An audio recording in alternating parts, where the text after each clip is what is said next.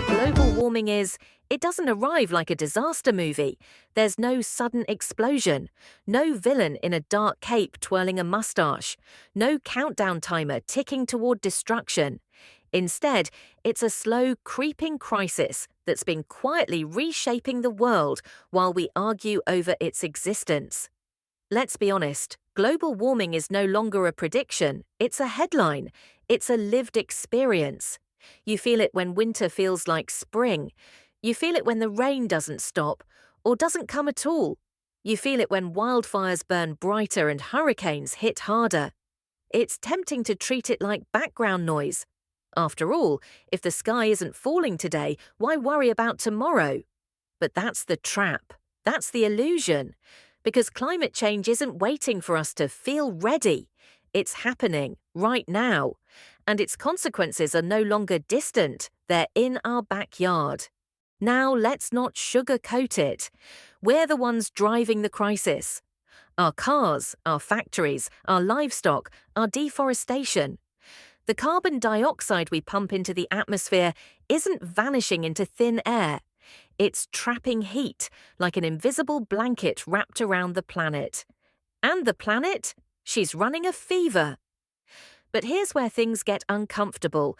Even though the science is clear, even though the evidence is staring us in the face, we still debate, we still delay. Why? Well, for one, global warming is inconvenient. It challenges the way we live, what we eat, how we travel, what we consume. It makes us uncomfortable.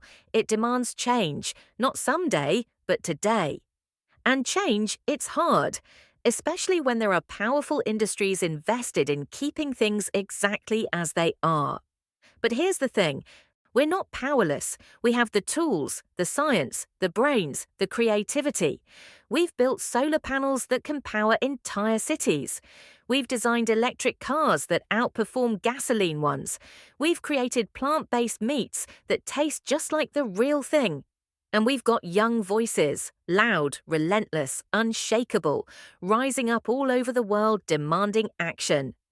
This generation isn't asking for permission. They're marching, organizing, and innovating because they know it's not just about saving polar bears anymore, it's about saving homes from floods, saving air from pollution, saving food from drought. It's about survival. But let's be clear. Individual change matters, but this isn't just about reusable bags and shorter showers. We need structural, global change. We need bold policies, climate justice, corporate accountability. And we need to vote like the planet depends on it, because it does. This is not a drill. This is not a trend. This is not something that only other countries need to deal with. Whether you live in a concrete jungle or a quiet farm, climate change touches you. It affects your food, your health, your economy. It shapes the world your children will inherit. So the question is no longer, is global warming real? The question is, what are we going to do about it?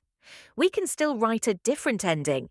We can still slow the rise, soften the blow, and build a future that's not just livable, but beautiful. But we have to act, not out of fear, but out of love. Love for the planet, love for each other, love for those who will walk this earth long after we're gone. Because the earth doesn't need saving. We do.